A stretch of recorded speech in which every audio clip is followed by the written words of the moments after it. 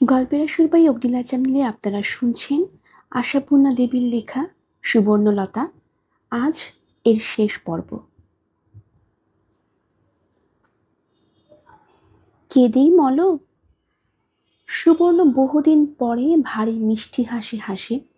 মুখের লাবণ্যের কিছুই অবশিষ্ট নেই, তবু কাঠা মোটা আছে। সেই কাঠামোখানায় যেন উজ্জ্বল দেখায়। সুবালা এসে ওর বিছানার ধার চেপে বসেছিল। সুবর্ণ নিষেধ করেনি। সুবর্ণ তার একখানা হাত নিজের হাতে তুলে নিয়েছিল। সুবালার কান্না দেখে সেই হাতে একটি নিবিড় গভীর চাপ দিয়ে মিষ্টি হেসে বলে, কেঁদেই মল। ভালো থাকতে আমি মরতে একবারও এলাম না। বুঝে আসা গলায় আক্ষেপ করে সুবালা। অন্যকে অভিযোগ করে না, বলে না এত ছেলে মেয়ের বিয়ে গেল, একবার আনলে না আমায়। ও অভিযুক্ত করল নিজেকে। ভালো থাকতে একবার এলাম না আমি। সুবর্ণ হাতে ধরা হাতটায় আরেকটু চাপ দিয়ে বলে, তোমার মতন মনটা যদি সবাইয়ের হতো মেজো ঠাকুরজি। কাউকে দোষ দেওয়া নাই, কোথাও কোনো অভিযোগ নেই, সুন্দর। তারপর জিজ্ঞেস করে ওর ছেলে মেয়েদের কথা, কে কত বড় হলো, কার কার বিয়ে হলো। কিন্তু উত্তরের দিকে কি মন ছিল সুবর্ণর? প্রশ্ন করছিল শুধু, উপযুক্ত প্রশ্নের অভাবে। এ কথা সে কথার পর হঠাৎ বলে ওঠে, আচ্ছা, তোমার সেই বাউন্ডুলির দেউড়িটার খবর কি? সেই যাকে আমি বাড়িতে ঢুকতে দেইনি, দরজা থেকে দূর দূর করে তাড়িয়ে দিয়েছিলাম। দুগ্গা দুগ্গা, তাড়িয়ে আবার কি? অম্বিকার ঠাকুরপুর কথা বলছো? সুবালা ব্যস্ত গলায় বলে, তুমি বলে তাকে কত ভালোবাসো, সেও মেজ বৌদি বলে। থেমে যায় সুবালা, নিহাতি গলাটা বুঝে আসায়। জানি। সুবর্ণ একটু থামে, তারপর যেন কৌতুকের গলায় বলে, তা সে ঘর সংসারই হয়েছে, না আবার জেলে ঢুকে বসে আছে? ঘর সংসারই? সুবালা বিষণ্ণ গলায় বলে, পোড়া কপাল আমার। সে আবার ঘর সংসারই হবে? সে তো বিভাগী হয়ে গেছে। বিভাগী? হাত ধরা মুঠোখানা শিথিল হয়ে এলিয়ে পড়ে। প্রশ্ন হারানো বিস্ময়ের চোখে তাকিয়ে থাকে সুবর্ণ যেন ওই অদ্ভুত কথাটার দিকেই। সুবালা আঁচলের ভিজে কোনটা দিয়েই আবার চোখটা মুছে নিয়ে ধরা গলায় বলে, তা বিভাগী ছাড়া আর কি? কোথায় কোথায় ঘোরে, 9 মাসে 6 মাসে একখানা চিঠি দেয়। পায়ে হেঁটে নাকি ভারত ঘুরছে। তোমাদের ননদাই বলে, আমার হয়তো লাগবে ব্রিটিশের পেছনে, তাই দল জোগাড় করছে। আমার তা বিশ্বাস হয় না ভাই। গেরুয়াই নেয়নি, নচেত ও তো সত্যি একটা বৈরাগী উদাসীন। এই জগৎ ছাড়া অন্য এক জগতের মানুষ। নিজের জন্য কানা করার চিন্তে নেই, অথচ কোথাও কিছু অন্যায় অবিচার দেখলে তো আগুন। সে যেবার এখানে এসেছিল, হঠাৎ একটু সামলে নেয় সুবালা। অবোধ হলেও যেন বুঝতে পারে সেদিনের কথা না তোলাই ভালো। তাই বলে, সেই তার কদিন পরেই বাড়িঘর বেচে দিয়ে চলে গেল। বলে গেল, এই ভারতবর্ষে বাংলাদেশের মতন অভাগা দেশ আরও কটা আছে দেখব। মনে মনে তাই ভাবি, মেজবউ, মেয়ে মানুষ হয়ে জন্মেছিস, গড়াতে ভরা আছিস, কি আর করবি? তুই যদি বেটা ছেলে হতিস, নির্ঘাত ওই অম্বিকা ঠাকুরপুর মতন হতিস। সংসার বন্ধনে বেঁধে রাখা যেত না তোকে। সেরেফ কোনোদিন জগৎ দেখব বলে পথে বেরিয়ে পড়তিস। মেজ ঠাকুরজি। সুবর্ণ যেন আর্তনাদ করে ওঠে। সুবর্ণ আবারও হাতটা চেপে ধরে, আর সুবর্ণ সেই আত্মস্বরটা যেন দেয়ালে দেয়ালে ধাক্কা খেয়ে আস্তে ঝরে পড়ে। এই কথা ভাবো তুমি, অথচ কদিনই বা দেখলে তুমি আমাকে, আর যারা জীবন ভর দেখল। সুবালা বুদ্ধিহীন কিন্তু অনুভূতিহীন নয়, তাই সেই ঝরা স্বরের মৃদু মূর্ছনার উপর আর কথা চাপায় না, শুধু চুপ করে বসে থাকে। অনেকক্ষণ বসে থাকে। তারপর অনেকক্ষণ পর সে নীরবতা ভেঙে উদ্বিগ্ন গলায় বলে, হাতটা যে তোমার বড্ড ঘামছে মেজবউ। ওই ঘামটাই হলো শেষ উপসর্গ। 2 দিন 2 রাত্রি শুধু ঘামছে, হাত থেকে কপাল, কপাল থেকে সর্বাঙ্গ, মুছে শেষ করা যাচ্ছে না। তা হয় সকলেরই শুধু মরণকালে এরকম হয়। ওই ঘামটাই যেন জানান দিয়ে বলে, পৃথিবীর জ্বর ছাড়ছে তোমার এবার। যেদি রুগী নিয়ে ভুগছে এতদিন সবাই, চিকিৎসা করতে পারেনি সমারোহ করে, আর এখন তার জেদ মানা চলে না। এখন অভিভাবকদের হাতে এসে গেছে রোগী। অতএব 2 দিনের 200 কাণ্ড। যেখানে যত বড় ডাক্তার আছে সবাইকে এক একবার এনে হাজির করাবার পণ নিয়েছে যেন সুবর্ণলতার ছেলেরা। কদিন আগেই মানুকে চিঠি লেখা হয়েছিল, শেষ অবস্থা। দেখতে চাও তো এসো। মানু এসে পড়ল ইতিমধ্যে, আর চিকিৎসার তোড়জোড়টা সেই বেশি করল। বিয়ের ব্যাপারে মাকে মনক্ষুণ্ণ করেছিল, সে বোধটা ছিল একটু। এসে একেবারে এমন দেখে বড় বেশি বিচলিত হয়ে গেছে, তাই বুঝি ত্রুটি পূরণ করতে চায়। প্রথমটা অবশ্য প্রবোধ অনুমতি নিয়েছে, সামনে এসে হুমড়ি খেয়ে বলেছে, আর জেদ করে কি হবে মেজবউ, চিকিৎসা করতে দাও। তুমি যিনি চিকিৎসায় চলে যাবে, এই আফসোস রাখবো কোথায়? মেজবউ ওই ঘামের অবসন্নতার মধ্যেও যেন হাসে একটু। আফসোস রাখবার জায়গা ভেবেই কাতর হচ্ছ? তবে তো জেদ ছাড়তেই হয়, কিন্তু আর লাভ কি? লাভের কথা কি বলা যায়? মেজবউকে এতগুলো কথা বলতে দেখে যেন ভয়টা কমে ভরসা আসে প্রবোধের। তাহলে হয়তো সত্যি নিদানকাল নয়, সাময়িক উপসর্গ। নারী ছেড়ে গিয়েও বেঁচে যায় কত লোক, তাই ব্যস্ত হয়ে বলে, লাভের কথা কি বলা যায়? চামড়া ফুঁড়ে ওষুধ দেবার যে ব্যবস্থা হয়েছে আজকাল, তাতে নাকি মন্তরে কাজ হয়। চামড়া ফুঁড়ে? সুবর্ণ এবার একটু স্পষ্ট হাসি হাসে। নীল হয়ে আসা ঠোঁটে সেই হাসিটা কৌতুকে ঝলসে ওঠে। তা দাও। পাওয়া গেল অনুমতি, অতএব চলল রাজকীয় চিকিৎসা। পরে আবার আফসোস রাখবার জন্য জায়গা খুঁজতে হবে না সুবর্ণলতার স্বামী পুত্রকে।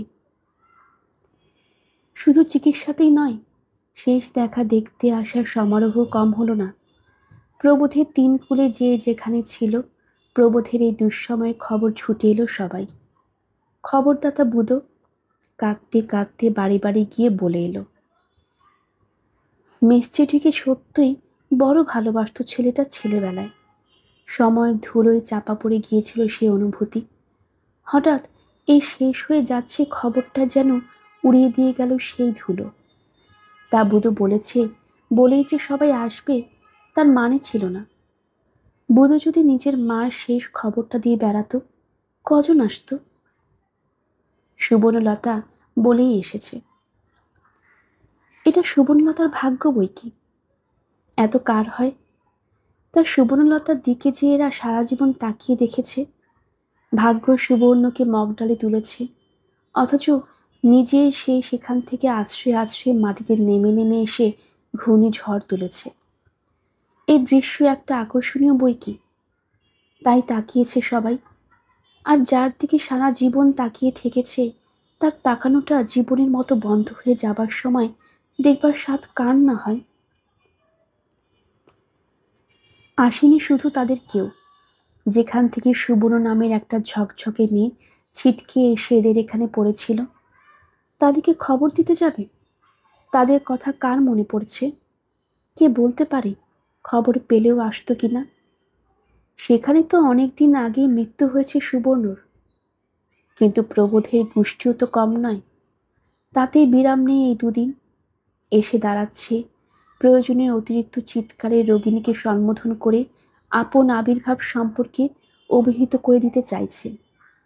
তাদের জানার জগতে মৃত্যুকালে কার কার এমন ঘাম হয়েছিল সে আলোচনা করছে সেই ঘরে বসে, এবং রোগিণীর জ্ঞান চৈতন্য নেই ধরে নিয়ে হা হুতাশ করছে। তবে সকলেই কি? ব্যতিক্রমও আছে বই কি। পুরুষরা সবাই একরকম নয়। এদিক থেকে খবর নিয়েও বিদায় নিচ্ছে অনেকে। জিজ্ঞেস করছে, কথা কি একেবারে বন্ধ হয়ে গেছে? চোখ কি একেবারে খুলছে না? গঙ্গা জল আছে তো হাতের কাছে, তুলসী গাছ নেই বাড়িতে? শুভানুধ্বৈরী কথা, কিন্তু স্বভাব যায় না মলে।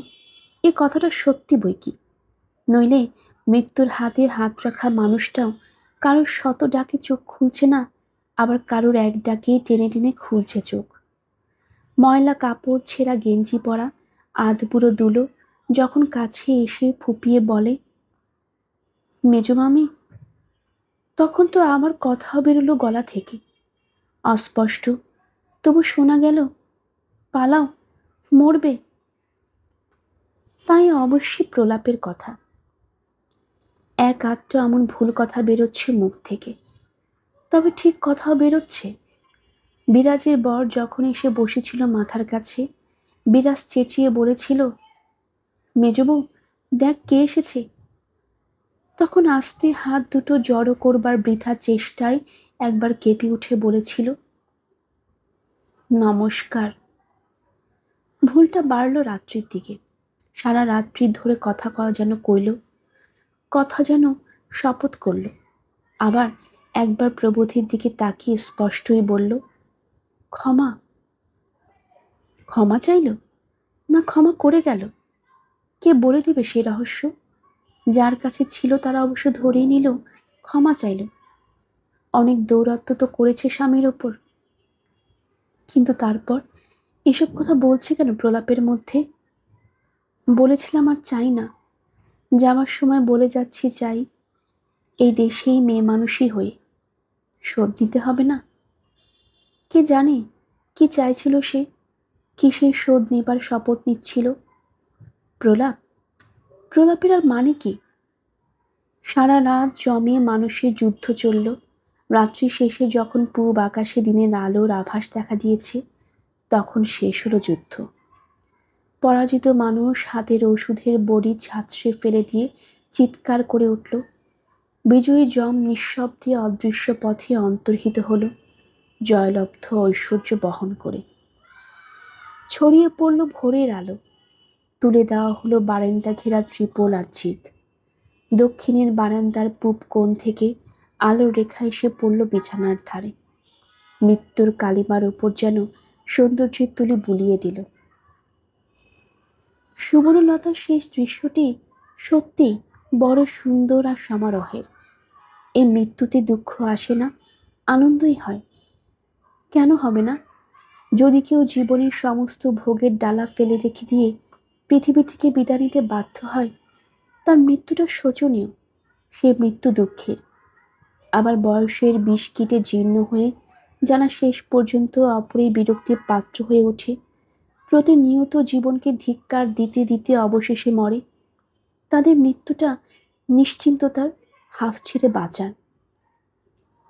যেমন মরেছিলেন মুক্তকেশী। মুক্তকেশীর ৭৯ বছরের পুরনো খাঁচাখানা থেকে যখন বন্দি বিহঙ্গ মুক্তি লাভ করল, তখন তার আধবুড়ো আর আধ পাগলা ভাইফোঁটা লোক হাসিয়ে পিসি মাগো করে গড়াগড়ি দিয়ে কাঁদলেও বাকি সকলেই তো স্বস্তির নিঃশ্বাস ফেলে বেঁচেছিল। মুক্তকেশীর পরম মাতৃভক্ত ছেলেরা পর্যন্ত। সে তো শুধু মুক্তকেশীর প্রাণ পাখির মুক্তি নয়, ছেলেদের আর বউদের যে পাষাণ ভার থেকে মুক্তি। কিন্তু সুবর্ণলতার কথা স্বতন্ত্র। সুবর্ণলতা পরিপূর্ণতার প্রতীক। ফলে ফুলে ব্যাপ্তিতে বিশালতায় বনস্পতির সমতুল্য। এমন বয়সে আর এমন অবস্থায় মৃত্যু হলো সুবর্ণলতার, যে সে মৃত্যু অবহেলা করে ভুলে যাবারও নয়, শোকে হাহাকার করবারও নয়। জল জ্বলার জীবন, জল জ্বলার মৃত্যু। আজীবন কে না হিংসে করেছে সুবর্ণলতাকে, তার জায়েরা, ননদেরা, পরিশিনীরা, এরা ওরা। সেই ছোট্ট থেকে দাপুটের উপর চলেছে সুবর্ণলতা। কাউকে ভয় করে চলেনি, রেয়াত করে চলেনি। অমন যে দুর্ধর্ষ মেয়ে মুক্তকেশী, তিনি পর্যন্ত হার মেনেছেন সুবর্ণলতার কাছে। সেই দাপুটি চালিয়ে এসেছে সে বরাবর। ভাগ্য সহায় হয়েছে। আশেপাশের অনেকের চাইতে মাথা উঁচু হয়ে উঠেছিল সুবর্ণলতার। টাকা কড়ি, গাড়ি বাড়ি, সুখ সম্পত্তি কি না হয়েছিল। সংসার জীবনে গেরস্থ ঘরের মেয়ে বউয়ের যা কিছু প্রার্থনীয় সবই জুটেছিল সুবর্ণলতার ভাগ্যে। তাই সুবর্ণলতার মৃত্যুতে ধন্যী ধন্যী পড়ে গেল চারিদিকে। সবাই বলল, হ্যাঁ, মরণ বটে, কটা মেয়ে মানুষ আমার মরা মরতে পারে।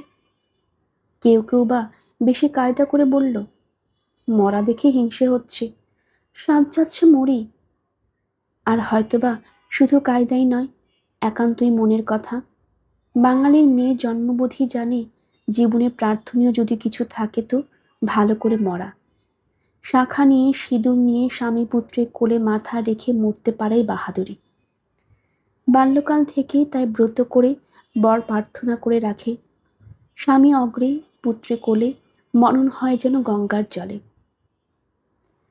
মৃত বৎসা বিরাজ নিঃশ্বাস ফেলে বলে, সে যে বলে না, পূর্বে মেয়ে উড়বে ছাই, তবে মেয়ের গুণ গাই।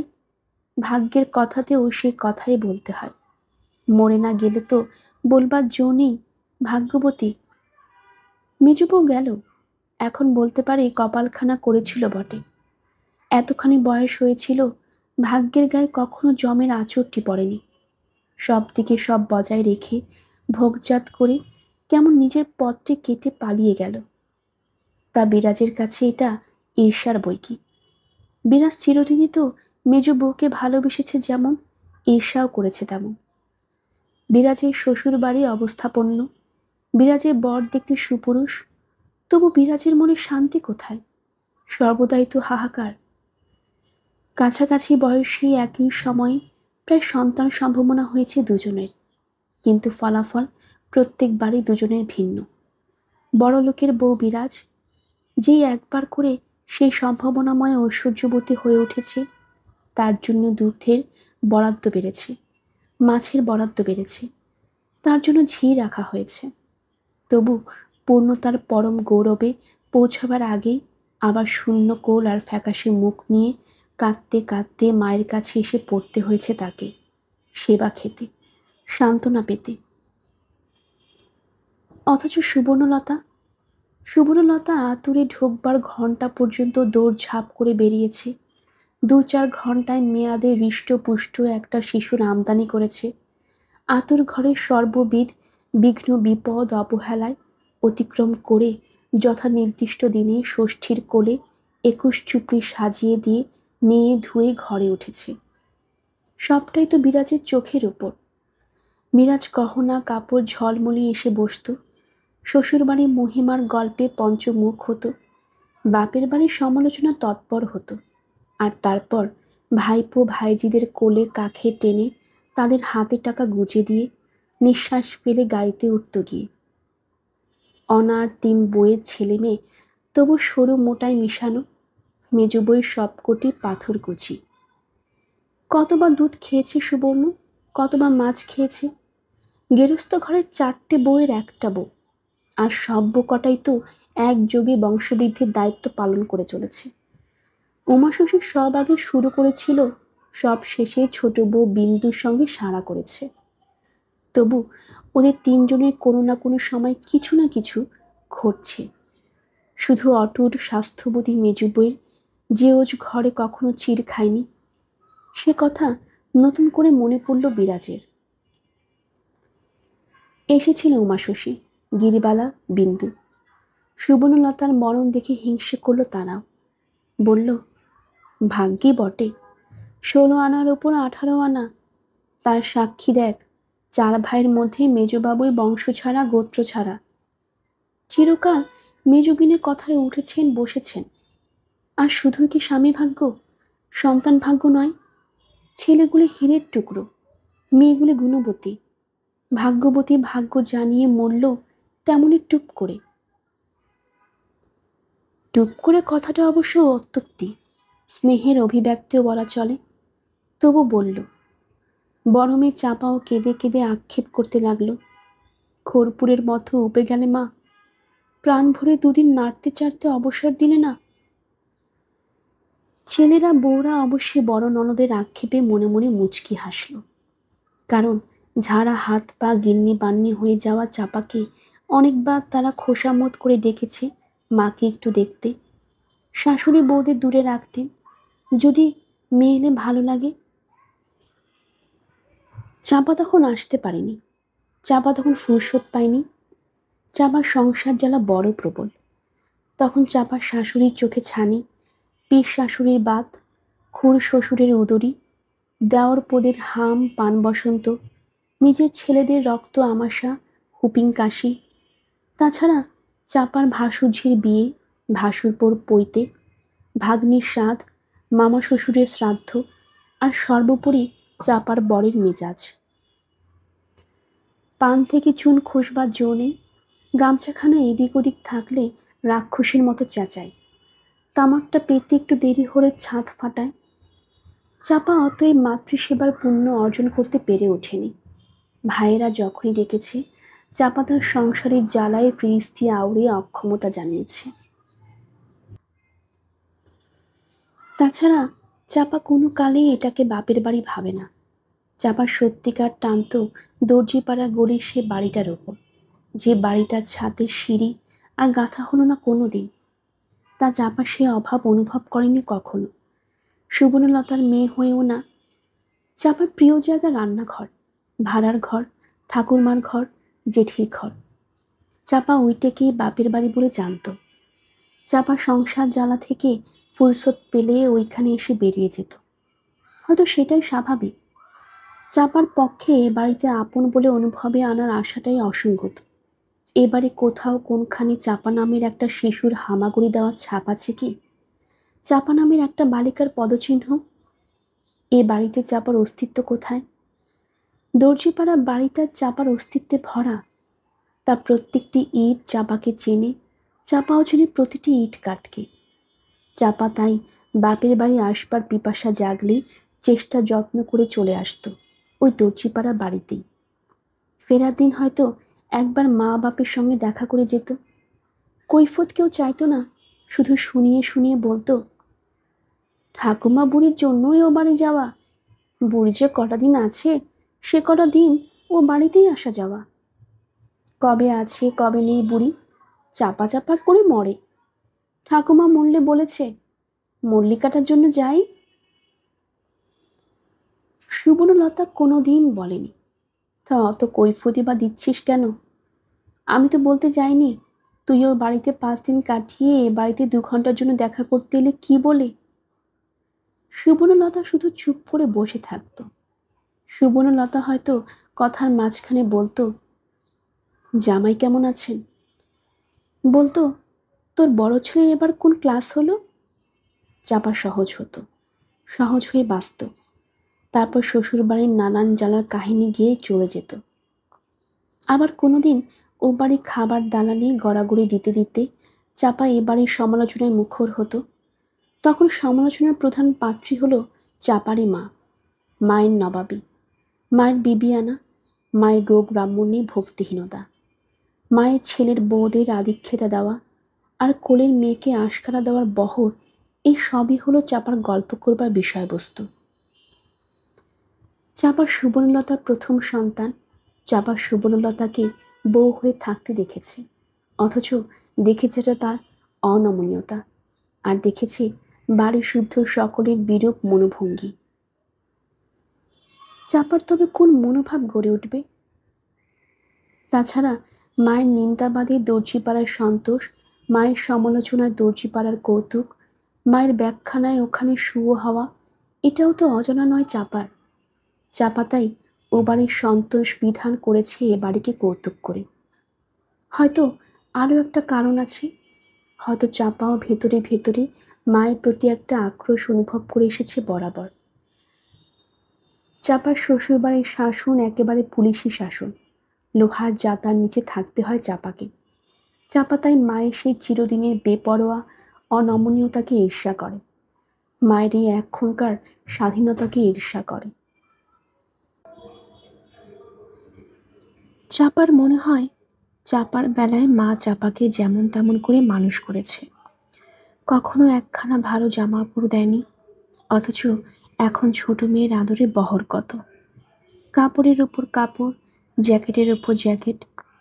চাপা ক্রুব্ধ হয়েছে, অভিমানাহত হয়েছে, কিন্তু এখন চাপা কেঁদে কেঁদে আক্ষেপ করছে, কর্পূরের মতো উপে গেলে মা, একটু নাড়াবার চাড়াবার অবকাশ দিলে না।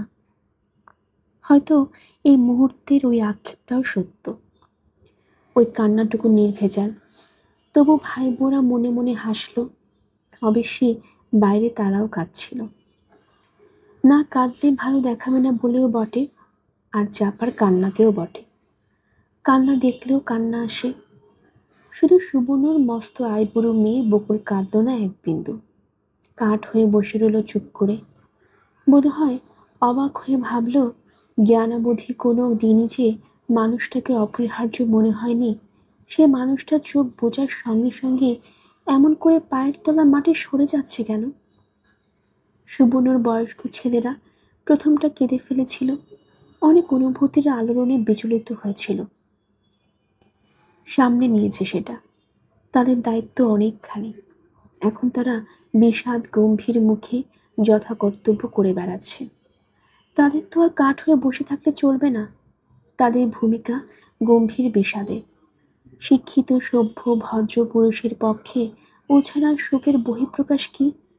তবে হ্যাঁ, প্রবোধচন্দ্রের কথা আলাদা, তার মতো লোকসান আর কার? প্রবোধ শোকের মতো শোক করল, বুক চাপড়ালো, মাথার চুল ছেঁড়ার প্রয়াস পেল, মেঝে গড়াগড়ি খেল।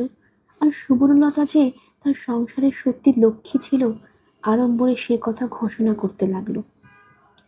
বড় ভাই সুবোধচন্দ্র ইদানিং হাঁটুয়ে বাতে প্রায় শয্যাগতই ছিলেন, তবু সুবর্ণলতার মৃত্যুর খবরে আস্তে আস্তে লাঠি ধরে এসেছিলেন। ধীরে ধীরে বলেছিলেন, লক্ষ্মী ছাড়া হলে এবার প্রবোধ।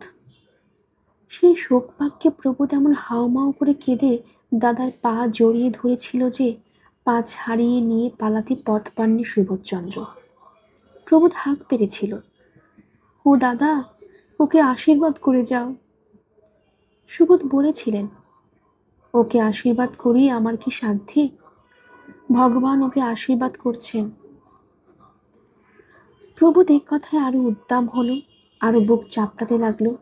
সেই শোকের দৃশ্যটা যখন দৃষ্টিকটু থেকে প্রায় দৃষ্টিশূল হয়ে উঠল, তখন বড় জামাই আর ছোট দুই ভাইতে মিলে ধরাধরি করে নিয়ে গেল এ ঘর থেকে ও ঘরে।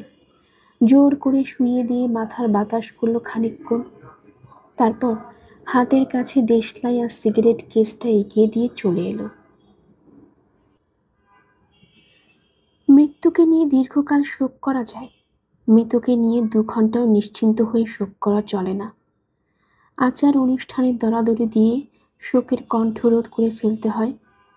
সমারোহ করে শেষকৃত্য করতে হলে তো আরোই হয়। সুবর্ণলতার শেষকৃত্য সমারোহের হবে বই কি। ভালো লালপাড় তাঁতের শাড়ি আনতে দিয়েছিল ছেলেরা, আনতে দিয়েছিল গোড়েমালা,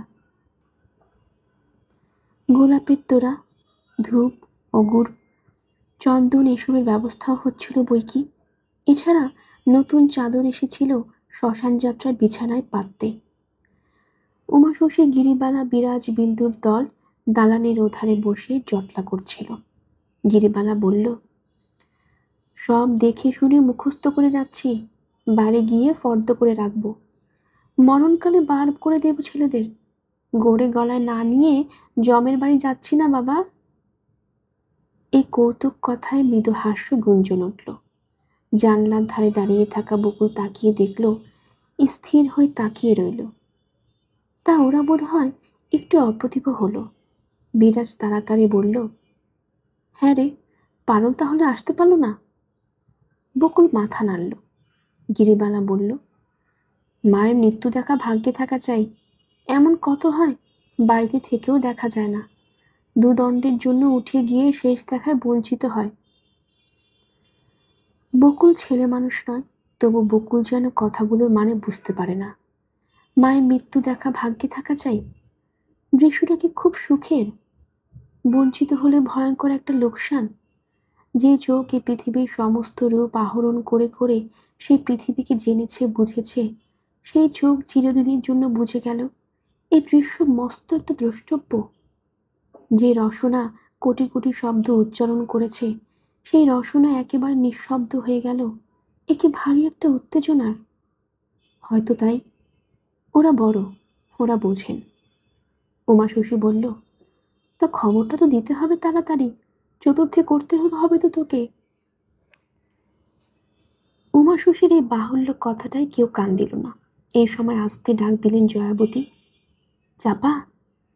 সুবর্ণলতার শেষ অবস্থায় এ খবর সকলের আগে তার কাছে পৌঁছেছে, আর সঙ্গে সঙ্গে এসেছেন তিনি। যতক্ষণ সুবর্ণলতার শ্বাসযন্ত্র কাজ করে চলেছিল, ততক্ষণ মৃদু গলায় গীতার শ্লোক উচ্চারণ করেছিলেন জয়াবতী। একসময় দুটোই থেমেছে। তারপর অনেকক্ষণ কি যেন করছিলেন। একসময় চাপাকে বললেন, ভাইদের একবার ডেকে দাও তো মা। চাপা তাড়াতাড়ি উঠে গেল। ও বাড়ির জেঠিমাকে সমীহ সেও করে বই কি, বিলক্ষণেই করে। জয়াবতীর শ্বশুরবাড়ির গোষ্ঠীর সবাই করে। একে তো সুন্দরী, তার উপর আজীবন কিচ্ছু সাধনের সুচিতায় এমন একটি মহিমময় ভাব আছে যে দেখলেই সম্ভ্রম আসে। বড়লোকের মেয়ে, সেই অভিজাত্যটুকু চেহারায় আছে। ও বাড়ির জেঠি ডাকছেন শুনে ছেলেরা ব্যস্ত হয়ে কাছে এলো।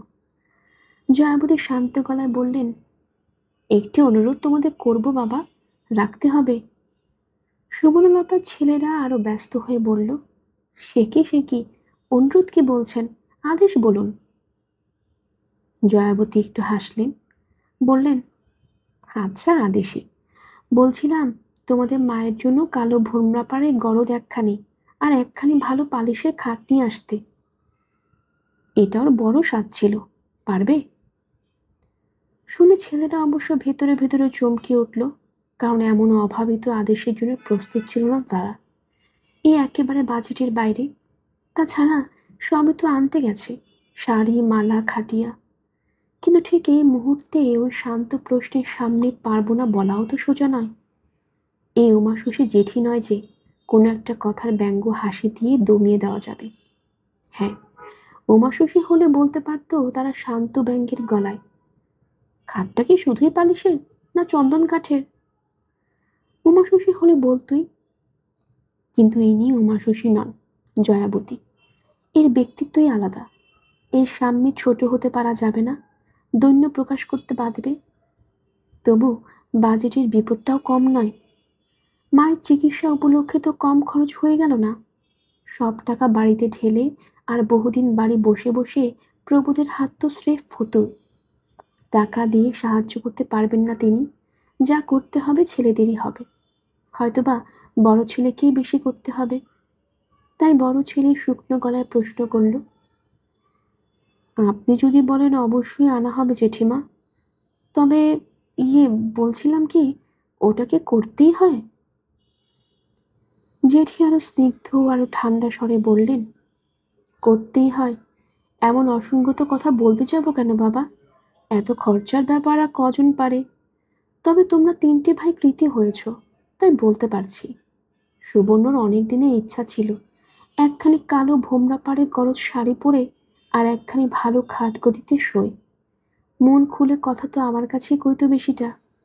কতদিন কথার ছলে হাসতে হাসতে বলতো, জন্মে কখনো খাটে শুলাম না জয়াদি, মরে যখন ছেলেদের কাঁধে চড়ে যাব, একখানা পালিশ করা খাটে শুয়ে যেন নিয়ে যায় আমায়। জন্মে কখনো খাটে শুলাম না? খাটে? জন্মে কখনো? হে আবার কি অদ্ভুত ভাষা! ছেলেরা অবাক হয়ে তাকালো। মনুষ্যচক্ষে সমস্ত বাড়িখানার দিকেই তাকালো। তাকিয়ে অবাক হলো, হতভম্ব হলো। এত বড় বাড়ি, ঘরে ঘরে জোড়া খাট, অথচ সুবর্ণলতার এই অভিযোগ। মরার পর আর কেউ গাল দিতে পারবে না বলেই বুঝি ছেলেদের সঙ্গে এই অদ্ভুত উগ্র কটু তামাশাটুকু করে গেছে সুবর্ণলতা। বড় ছেলের মুখ ফসকে বেরিয়ে এলো সেই বিস্ময় প্রশ্ন, জন্মে কখনো খাটে শোননি? জয়াবতী হাসলেন। জয়াবতী থেমে থেমে কোমল গলায় উচ্চারণ করলেন, কবে আর শুতে পেল বলো বাবা? সাবেকি বাড়িতে যখন থেকেছে তখনকার কথা ছেড়েই দাও। ইট দিয়ে উঁচু করা পায়া ভাঙা চৌকিতে ফুলসজ্জে হয়েছিল, কতদিন পর্যন্ত তাতেই কাটিয়েছিল। দর্জিপাড়ার নতুন বাড়িটা হবার পর ঘরে ঘরে একখানা করে নতুন চৌকি হয়েছিল। খাট নয়, চৌকি। তা কোলের ছেলে গড়িয়ে পড়ে যাবার ভয়ে তাতেই বা কই শোয়া হয়েছে, বরাবর মাটিতেই শুয়েছে। তোমাদের অবশ্যই এসব ভুলে যাবার কথা নয়। তারপর যদি বা জেদাজেদি করে চলে এসেছিল সে গুহা থেকে, ঘর বাড়িও পেয়েছিল, কিন্তু ভোগ আর করলো কবে বলো? তোমরা সেটাই সবাই পরপর মানুষ হয়েছ, বৌমারা এলেন একে একে, নিজের বলতে তেমন একখানা ঘরই বা কই রইল বেচারার, ওই ছোট একটু শোবার ঘর। রাতে আলো জেলে বই পড়া বাতিক ছিল ওর, অথচ তোমাদের বাবার তাতে ঘুমের ব্যাঘাত। একটু হাসলেন জয়াবতী, বললেন, প্রবোধ ঠাকুরপোর তবু বসতে দাঁড়াতে বৈঠকখানা ঘরটা আছে, ও বেচারা নিজস্ব বলতে কোথায় কি, শেষটা তো বারান্দায় শুয়ে কাটিয়ে গেল। খুব শান্ত হয়ে বললেন বটে, তবু যেন শ্রোতাদের বুকের মধ্যেটা হিম হয়ে গেল, আর তাদের পশ্চাৎবর্তিনী বৌমাদের মুখ লাল হয়ে উঠল। তবে কথা তারা বলল না তাড়াতাড়ি, শুধু মেজ ছেলে আরক্তিম মুখে বলল, কাশির জন্য মা নিজেই তো আর কারোর সঙ্গে ঘরে শুইতে চেতেন না।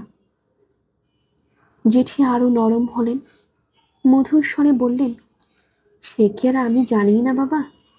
তোমরা তোমাদের মাকে কোনোদিন অবহেলা করেছ এ কথা পরম শত্রুতেও বলতে পারবে না। বহু ভাগ্যে তোমাদের মতো ছেলে হয়, তবে কিনা মনের স্বাদ ইচ্ছের কথা তোমাদের কাছে আর কি বলবে। আমার কাছে মনটা খুলতো একটু আধটু, তাই ভাবলাম এটুকু তোমাদের জানাই। জেঠি বললেন, এটুকু তোমাদের জানাই? জানার পর অতএব অজ্ঞতা চলে না, অজ্ঞতাই বাজেট বাড়াতে হলো। মায়ের সাধের কথা ভেবে যতটা না হোক ধনী দুহিতা জ্ঞাতি জেঠির কাছে নিজেদের মান্য রাখতেও বটে। তবু বড় ছেলে তার স্ত্রীর কাছে গিয়ে গলা নামিয়ে ভুরু কুঁচকিয়ে প্রশ্ন করল, নতুন জেঠিমার কথাটা শুনেছ? বউ উদাস গলায় বলল, শুনেছি। মানেটা ঠিক বুঝলাম না তো, মার গরজ শাড়ি ছিল না? বউ গম্ভীর গলায় বলল, মানে আমিও বুঝতে অক্ষম। 3 ছেলের বিয়েতে 3খানা গরদ পেয়েছেন কুটুম বাড়ি থেকে। আশ্চর্য, যাক, কিনতেই হবে একখানা। মেজ ছেলে বউয়ের কাছে এলো না, মেজ বই বরের কাছে এলো, মরা ছুঁয়েছে বলে আর নিজ নিজ শোবার ঘরে ঢুকেনি। ছাদের সিঁড়ির ওধারে ডেকে নিয়ে গিয়ে ব্যাঙ্গের গলায় বলল, এই বেলা বলে রাখি, আমার একখানা পুষ্পাহার পরবার স্বাদ আছে, দিও সময় মতো, নইলে আবার মরার পর ছেলেদের মুখে কালি দেব। মেজ ছেলে শুকনো মুখে বলল, এটা যেন জেঠিমার ইচ্ছাকৃত হয়ে গেল মনে হলো, অথচ ঠিক এরকম তো নন উনি। মেজ বউ মৃদু হাসির মতো মুখ করে বলে, কে যে কিরকম সে আর তোমরা বেটা ছেলে কি বুঝবে। জেঠিমার সঙ্গে কত রকম কথাই হতে শুনেছি, তাছাড়া এও স্ত্রী মানুষকে কালো পাড় শাড়ি পরে শ্মশানে পাঠানো শুনিনি কখনো। যাক, যেতে দাও। ওরকম একখানা গরদের কাপড়ে কিরকম আন্দাজ লাগবে বলতে পারো? মেজবউ ভ্রু কুচকে বলল, তোমার ঘাড়ে পড়ল বুঝি? মেজ ছেলে বোধ করে একটু লজ্জিত হলো, তাড়াতাড়ি বলল, ঘাড়ে পড়াপড়ি আর কি, একজন কাউকে তো যেতে হবে দোকানে, অবশ্যই খুব ভালো খাপি জমি টামির দরকারই বা কি, নেবে তো এক্ষুনি ডোমে। তা নেহাত ফেরে ঝেড়ে জমি হলেও 12-13 টাকার কমে হবে বলে মনে হয় না। 12-13? মেজ ছেলে বিচলিতভাবে চলে গেল। একবার নিজে একা টাকাটা বার করলে কি আর পরে ভাইদের কাছে চাওয়া যাবে?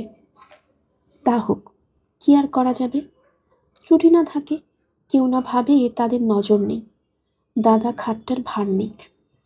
তা সেই ভাগাভাগি করেই খরচটা বহন করলো ছেলেরা। বড় ছেলে আনলো পালিশ করা খাট, মেজ ছেলে কালো ভোমরা পাড় গরদ। যে মানুষটাকে যখন তখন ষষ্ঠী মনসার লাল পাড় গরদ পরে ঘুরে বেড়াতে দেখেছে, তার একখানা কালো পাড় গরদ হয়নি বলে আক্ষেপে মরে যাবে এমন ভাবপ্রবণতা অবশ্য কারো নেই। তবু দেখে শুনে কালো ভোমরা পাড়ে কিনে আনলো। 12-13 কেন, 14 টাকা পড়ে গেল। ঢালা পাড়ের চেয়ে নকশা পাড়ের দাম বেশি কিনা? সেজ ছেলে নিজ মনেই আনলো ফুলের গাদা, আনলো ধূপের প্যাকেট, আনলো গোলাপ জল 1 বোতল।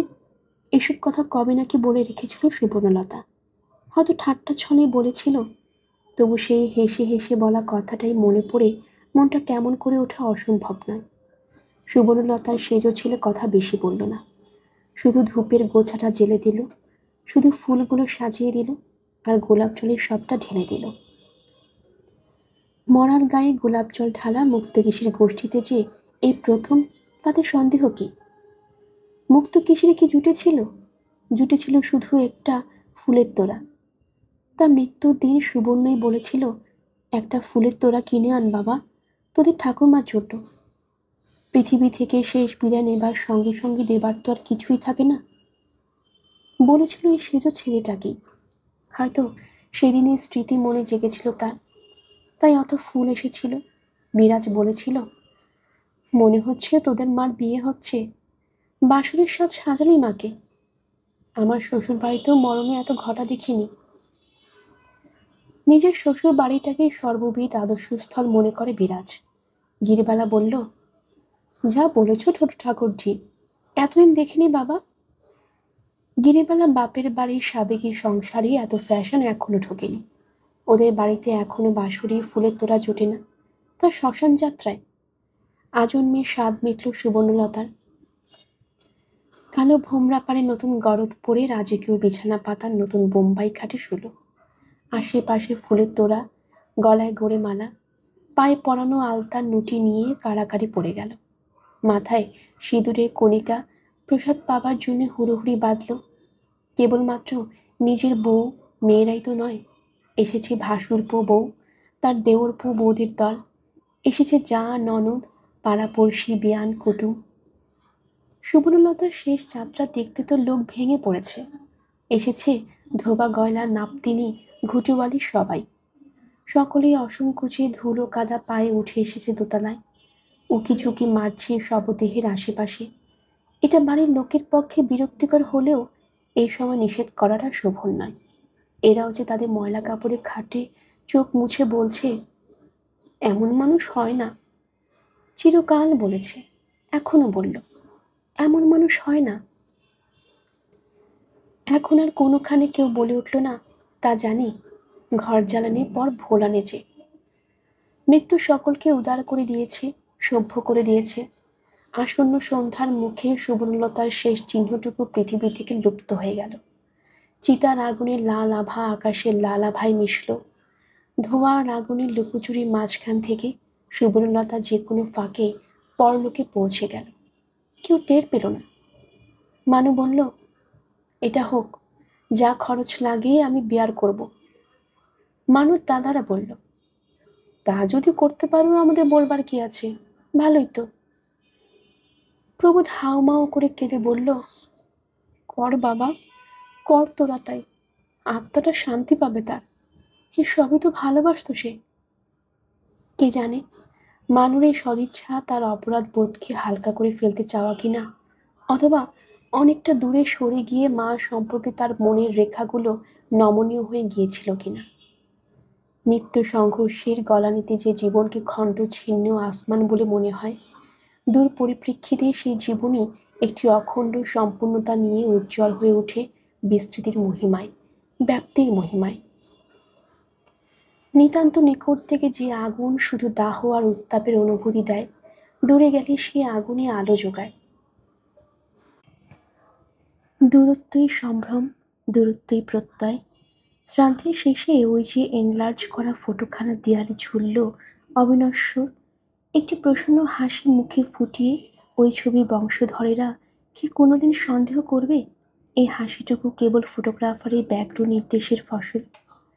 মানু হয়তো দূরে চলে গিয়ে তার মায়ের রুক্ষ অসমান কোণগুলো ভুলে গিয়ে শুধু স্থির মসৃণ মূর্তিটাই দেখতে পেয়েছিল, কিন্তু পেল বড় দেরিতে। আর তখন কিছু করার ছিল না মানুর। তাই মানু ভেবে চিনতে কথাটাই বলল, কাঙালি খাওয়ানো হোক এ উপলক্ষে। খরচাটা সে একাই বহন করবে, তবে আর বলার কি আছে, তা খরচ আর ঝঞ্ঝাট পুটেরটাই ভার নিক। তা নিল মানু। অতএব সুবর্ণলতার শ্রাদ্ধে কাঙালি ভোজন হলো। অনেক কাঙালি এলো, আহুত পরাহুত অনাহুত, কাউকে বঞ্চিত করল না এরা। আশা করল সুবর্ণলতার বিগত আত্মা পরিতৃপ্ত হলো এতে। বিশ্বাস রাখল ছেলেদের আশীর্বাদ করছে শুভ্রলতা আকাশ থেকে। পরদিন মানুষ চলে গেল বউকে বাপের বাড়ি রেখে দিয়ে। ছুটি ফুরিয়ে গেছে তার। তার পরের দিন তার বোনেরা, পিসিরা, জেঠি খুড়িরা, নিয়ম ভঙ্গ পর্যন্ত ছিল সবাই। মিটল তো সবে, শুধু পারুল আসেনি এই বিরাট উৎসবে। পারুলের আসবার উপায় ছিল না। নিস্তব্ধ হয়ে গেল বাড়ি, স্তিমিত হয়ে গেল দিনের প্রবাহ। রোগের বৃদ্ধি থেকে এ পর্যন্ত চলছিল তো উত্তাল ঝড়। ক্লান্ত মানুষগুলো এবার অনেক দিনের ক্লান্তি পুষিয়ে নিতে ঘুমিয়ে নেবে। কিছুদিন দুপুর সন্ধ্যায় বউগুলো ঘুমিয়ে পড়েছিল ভর দুপুরে, জেগে উঠল বেলায়। তাড়াতাড়ি বুঝি দীর্ঘদিনের অভ্যাস ছুটে এলো বারান্দার দিকে। ভুল বুঝতে পারল, আস্তে ফিরে এলো, ছাদে চলে গেল। দেখল পশ্চিম আকাশের বিশাল এক চিতা জ্বলছে, ছড়িয়ে পড়েছে আকাশের মাটিতে। বকুল শ্মশানে যায়নি, মায়ের চিতা জ্বালা দেখেনি, তাই বুঝি নির্নিমেষে তাকিয়ে রইল সেদিকে। অনেকক্ষণ তাকিয়ে রইল। যখন আস্তে আস্তে নিভে গেল সে আগুন, মনে পড়ল আর একদিনের কথা। এই ছাদেরই ওই কোণটায় আর এক চিতা জ্বলতে দেখেছিল সে। কোনোদিন জানল না কি ভস্মীভূত হয়েছিল সেদিন। আজ ঘুমের আগে মার ফেলে যাওয়া সমস্ত কিছু তন্ন তন্ন করে দেখছিল।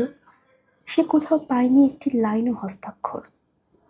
সুবর্ণলতা যে নিরক্ষর ছিল না, সেই পরিচয়টা যেন একেবারে নিশ্চিহ্ন করে দিয়ে গেছে সুবর্ণলতা। বকুল ছাদের সেই চিতার কোণটায় বসে রইল অন্ধকারে। কড়া নাড়ার শব্দে এগিয়ে এসে দরজাটা খুলে দিলেন যোগুই। অবাক হয়ে দেখলেন, তুই রোদ্দুরে? কার সঙ্গে এসেছিস? ঝিয়ের সঙ্গে। ঝিয়ের সঙ্গে একালি তুই? বলিস কি? খুব সাহস আছে তো। কিন্তু কেন বলো তো হঠাৎ? বকুল আসতে বলে, জ্যাঠামশাই, আপনার প্রেসটা দেখতে এলাম। প্রেসটা? আমার প্রেসটা? এখন দেখতে এলে তুই? হা হা করে হেসে ওঠেন যোগু। অথচ বকুলের মনে হয় বুড়ো মানুষটা যেন কেঁদে উঠলেন হা হা করে। হাসি হাসি থামিয়ে যোগু কথাটা শেষ করেন, প্রেস আর নেই, প্রেস চলে দিয়েছি। তুলে দিয়েছেন? হ্যাঁ হ্যাঁ, ও তুলে দেওয়াই ভালো। যোগু হঠাৎ অন্যদিকে মুখ ঘুরিয়ে দাঁড়ান, জোরে জোরে বলেন, কে অত ঝামেলা পোহায়? ওই যে শূন্য ঘরখানা পড়ে আছে দাঁত খিচিয়ে। বকুল মুহূর্ত কয়েক স্তব্ধ থেকে বলে, আচ্ছা জেঠামশাই, যেসব বই ছাপা হয় তার পাণ্ডুলিপিগুলো কি সব ফেলে দেওয়া হয়? যোগু সন্দিগ্ধ গলায় বলেন, কেন বল দেখি? এমনি, জানতে ইচ্ছে করছে। যোগু তেমনই গলাতেই বলেন, এমনি? না তোর মাসিক খাতাটা খুঁজতে এসেছিস? না, এমনি। বলুন না আপনি, থাকে না? থাকে, ছিল। যোগু হঠাৎ চেঁচিয়ে ওঠেন, গুদম ঘরের সব ডাক দায় করেছিল, আদি অনন্তকালের সব। ওই বেটা নিতাই দুধ কলা দিয়ে কালসাপ পুষেছিলাম আমি। প্রেস উঠিয়ে দিলাম দেখেই যেখানে যা ছিল ঝেঁটিয়ে শিশি বোতলওয়ালাকে বেচে দিয়েছে। শুনেছিস কখনো এমন কাণ্ড? দেখেছিস এমন চামার? আমিও তেমনই, দিয়েছি দূর করে। আর হোক দেখিনি এমুখ। আয়, বসবি আয়। না থাক, আজ যাই। সে কি রে, এই এলে রোদ ভেঙে, বসবি না? আরেকদিন বসবো জ্যাঠামশাই। হেঁটু হয়ে প্রণাম করে বকুল জ্যাঠাকে। যোগু ব্যস্ত হয়ে সরে দাঁড়ান, থাক থাক, বুড়ি ঘুমোচ্ছে, দেখা হলো না। বকুল বোধহয় ভুলে আরও একবার প্রণাম করে জ্যাঠাকে, তারপর বলে, যাচ্ছি তবে। যাচ্ছিস? চল, না হয় আমি একটু এগিয়ে দিই। না না, দরকার নেই, আপনি বুড়ো মানুষ এই রোদ্দুরে। তবে যা, সাবধানে যাস। আপনি বুড়ো মানুষ, এই অপমান গায়ে মেখেও দাঁড়িয়ে থাকেন যোগু। দরজায় শেকলটা টেনে দিয়ে বেরিয়ে পড়েন না সঙ্গে সঙ্গে গটগট করে। তার মানে বকুলের কথাই ঠিক, বুড়ো হয়ে গেছেন যোগু। বকুল রাস্তায় নামে, হঠাৎ ঘুরে দাঁড়িয়ে বুঝি সেই দাঁত খিচানো ঘরটায় উদ্দেশ্যে মনে মনে একটা প্রণাম জানিয়ে মনে মনেই বলে, মা, মা গো। তোমার পুড়ে যাওয়া হারিয়ে যাওয়া লেখা না লেখা সব আমি খুঁজে বার করব। সব কথা আমি নতুন করে লিখব। দিনের আলোয় পৃথিবীকে জানিয়ে যাব অন্ধকারের বোবা যন্ত্রণার ইতিহাস। যদি সে পৃথিবী সেই ইতিহাস শুনতে না চায়, যদি অবজ্ঞার চোখে তাকায়, বুঝবো আলোটা তার আলো নয়, মিথ্যা জৌলুসের ছলনা। ঋণ শোধের শিক্ষা হয়নি তার এখনো। সামনের রাস্তা ধরে সোজা এগিয়ে যায় বকুল, পিছু পিছু আসা দেহরক্ষিণীটার কথা ভুলে গিয়ে।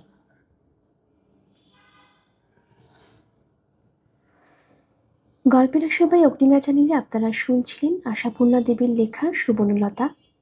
আসছিল এর শেষ পর্ব। আমাদের এই গল্প পাঠ আপনার কাছে কেমন লেগেছে অবশ্যই কমেন্ট করে জানাবেন। নতুন যারা আমাদের চ্যানেলটি শুনছেন কাইন্ডলি চ্যানেলটি সাবস্ক্রাইব করে নেবেন। নতুন আরও কোনো গল্প নিয়ে হাজির হব। ভালো থাকবেন। ধন্যবাদ।